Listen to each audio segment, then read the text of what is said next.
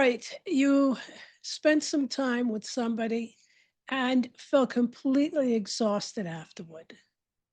Not physically tired, not sleepy, drained, as though something inside of you had been depleted. Maybe you've experienced it with a family member, a friend, or a coworker, or maybe even your partner. You walk into the interaction, you're feeling just fine, and you walk away and you're feeling heavy, overwhelmed, emotionally exhausted, and naturally you begin asking, what just happened? Did I absorb their energy? Why does this happen to me? So today I want to explore a perspective that may completely change the way you understand these experiences.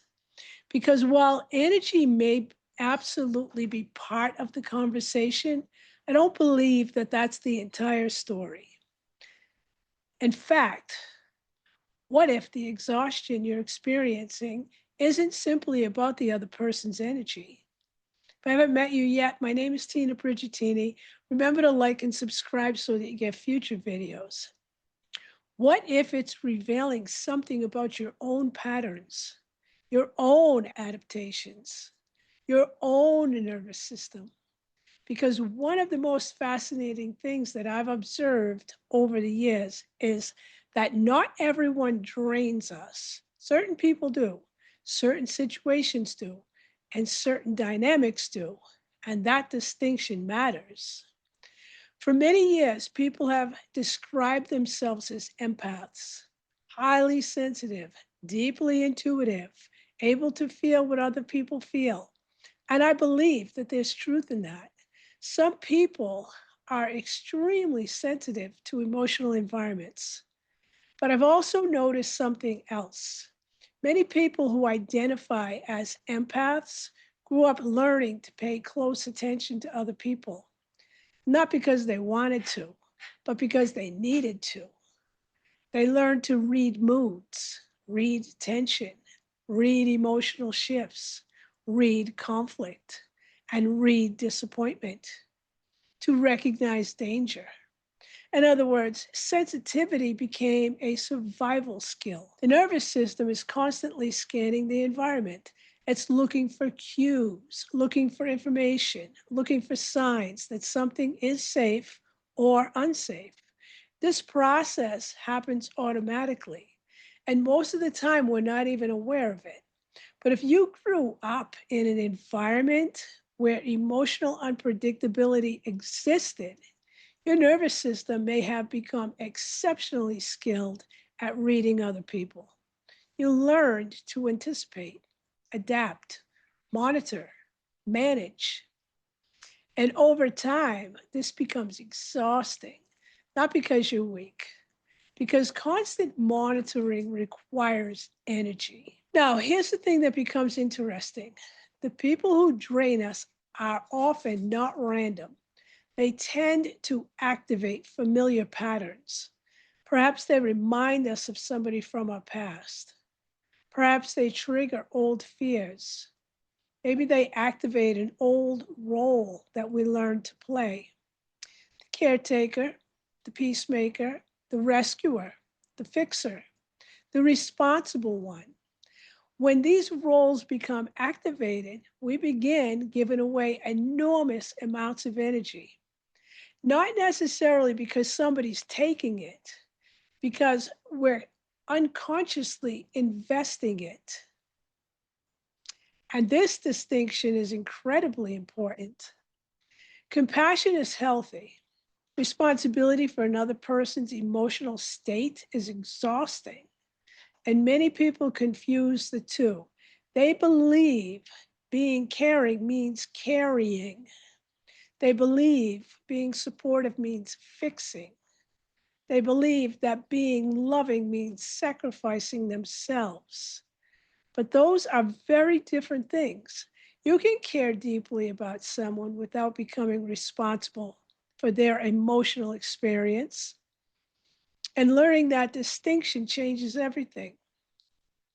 From an energetic perspective, every interaction creates an exchange. Attention is energy, focus is energy, Emotion is energy. Presence is energy. But healthy energy exchange feels different from unhealthy energy exchange. So, healthy interactions leave both people feeling supported. Unhealthy interactions often leave one person feeling depleted and the other person relieved. So, the question isn't, did I absorb their energy? The better question is, what role did I step into during that interaction? Because that's often where the answer lies. Many people who feel drained around others share a common pattern. They become organized around responsibility for keeping peace, responsibility for helping, responsibility for managing emotions, responsibility for making sure everyone else is okay. And over time, this becomes an identity. And identities consume enormous amounts of energy, not because they're bad, but because they're demanding. And one of the most overlooked forms of exhaustion is constant attunement, always paying attention, always monitoring, always sensing, always anticipating, always adjusting. Many people spend so much energy tracking everyone else that they lose connection with themselves. And eventually they begin wondering why they're tired all the time. The answer isn't always physical. Sometimes it's energetic. Sometimes it's emotional. Sometimes it's relational.